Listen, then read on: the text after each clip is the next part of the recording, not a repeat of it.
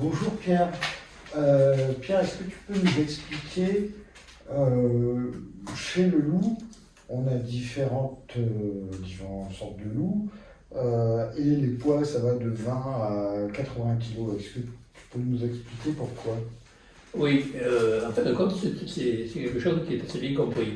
C'est-à-dire que d'abord, le loup, c'est un animal qui est particulièrement adaptable, comme l'humain d'ailleurs, c'est-à-dire l'humain occupait toute la terre, occupe toute la terre.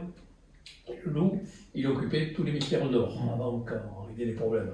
Et donc, il s'adapte aussi bien au désert froid qu'au désert chaud, etc. Et il a une variabilité incroyable, c'est-à-dire que dans les déserts chauds, il peut peser 20 kg, et dans les déserts froids, c'est-à-dire en Sibérie ou en Alaska, il peut peser 80 kg. Et c'est logique en fin de compte, parce que c'est une adaptation à la résistance au froid. C'est-à-dire que s'il est dans un climat où il y a beaucoup de chaleur, où il dépasse beaucoup de température, etc., il a tout intérêt à évacuer la chaleur, et donc il a tout intérêt à être petit. Par contre, dans des coins où il y a des moins 40, il faut arriver d'une part à avoir des poils épais, une bourre, etc. Puis en plus, il faut arriver par la taille à résister au froid. Donc il y a un lien, c'est pour ça qu'on arrive à ces trucs-là. Et c'est d'ailleurs tout à fait adapté, c'est-à-dire ça, on le voit bien dans l'évolution. D'ailleurs, par exemple, les loups de Russie plus froide, c'était des loups énormes. Et en Roumanie, il y avait un loup qui faisait un record qu'on a trouvé qui faisait 87 kg. Donc il peut y avoir des loups gigantesques. Et c'est un rapport non seulement avec le climat, mais c'est un rapport aussi avec le type de proie. C'est-à-dire que plus l'animal est gros, évidemment, plus il y a toujours un rapport chez les prédateurs entre le poids du prédateur et puis le poids du gibier qui attaque. Et donc, il y a aussi un rapport encore, c'est pour ça que c'est plus compliqué l'histoire de loup, parce que c'est complexe, c'est-à-dire qu'il y a aussi un rapport à la structure sociale. C'est-à-dire que par exemple, un loup tout seul, il attaquera des plus petits animaux. Par exemple, un loup tout seul, il va attaquer les moutons. Une meute de loups peut attaquer le cheval. Donc c'est complètement compliqué. En tout cas, pour ce qui nous concerne ici, c'est-à-dire ce dont on a parlé, c'est-à-dire le poids d'un loup, eh bien, il y a des variations incroyables et qui se sont retrouvées. Alors ça a des retombées, non seulement, comme je le disais, dans l'attitude, c'est-à-dire la température, mais ça a aussi des retombées sur l'histoire. C'est-à-dire que, par exemple, le loup qu'on a en France, c'est le loup qui vient de l'Italie.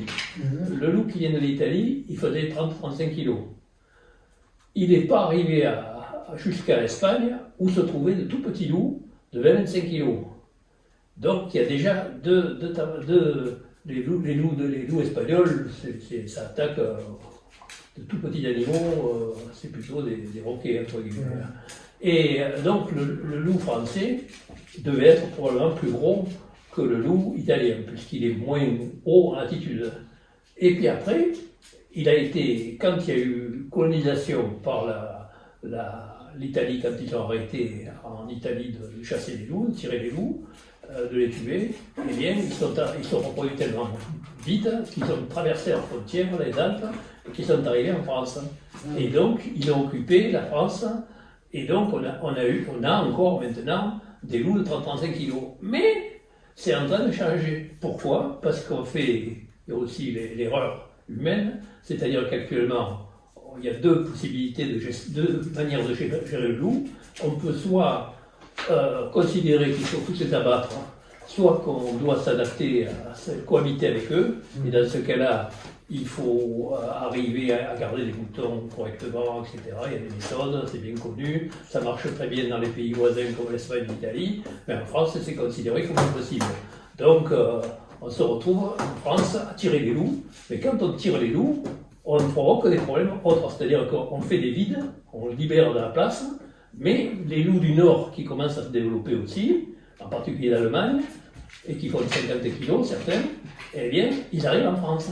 Et alors là, les proies ne sont plus les mêmes. C'est-à-dire qu'un loup de 35 kg, il attaque facilement des moutons, mais s'ils sont bien gardés, il n'attaque pas. Mais par contre, quand il y a des loups de 50 kg, là, il peut attaquer, même tout seul, mais surtout quand ils sont en groupe, il peut attaquer des chevaux ou des veaux ou des petites vaches, etc. Donc, ça crée de nouveaux problèmes. Et alors là, on est coincé. C'est-à-dire qu'actuellement, on voit bien l'inefficacité de la gestion du loup en France actuellement, parce que quand c'est des petits loups comme ceux d'Italie, on les tire. Maintenant, actuellement, on considère qu'il n'y a pas de cohabitation possible, donc on doit les éliminer pour en revenir à la situation d'avant, quand on donnait des primes pour tuer les loups. Et donc, ils veulent les éleveurs, ils veulent le minimum de soucis, donc rien du tout, plus de loups. Mais par contre, comme le loup est un animal protégé maintenant, ils sont plein de sandwich, et donc ils sont un peu entre les deux. Et en fin de compte, avec cette arrivée de gros loups, jusqu'à Bretagne, il y a des loups, on a trouvé par la génétique, par l'ADN, on a trouvé par le poids, on a trouvé qu'il y avait des loups de 50 kg qui arrivaient jusqu'en Bretagne, et en Belgique, dans les Vosges, etc. Donc il commence à arriver les grands loups, et là, on ne peut plus lutter de la même manière, c'est-à-dire qu'on peut les abattre, bien sûr, mais les garder, c'est plus pareil, c'est-à-dire qu'il faut vraiment faire attention, et c'est un autre monde. Donc actuellement, on se retrouve avec des animaux qui, au départ, sur le plan d'écologie, étaient très variables en taille, mais qui en plus se mélangent avec l'histoire de l'homme, et qui font que maintenant, et en plus, on va en parler dans notre vidéo, actuellement, on a des loups qui viennent d'Italie et de France et qui vont en Suisse, et là, ils en ont tellement qu'ils ne savent plus quoi faire et qu'ils commencent à vouloir les tuer. Donc actuellement, les loups ne sont plus exactement le reflet de la température, du climat, et ils sont plus, les autorités ne savent plus, les chasseurs, les gens qui gèrent ça, eh bien, ils ne savent plus comment faire, parce que quand ils ont des gros loups, des grands loups, eh bien évidemment, il ne suffit pas de leur faire boum pour qu'ils partent. Et donc là, on se retrouve avec des loups et là, les autorités considèrent que c'est pas soluble et que dans ces cas-là, on a le droit de tirer. Et donc là, ils autorisent sans discussion. Ouais. Ce qui n'est pas une très bonne idée parce qu'on sait qu'actuellement, depuis 20 ans qu'on chasse le loup en le tuant, au contraire, plus on tue de loups,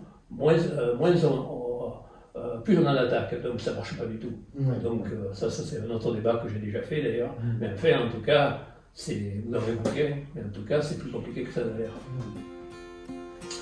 Merci Pierre.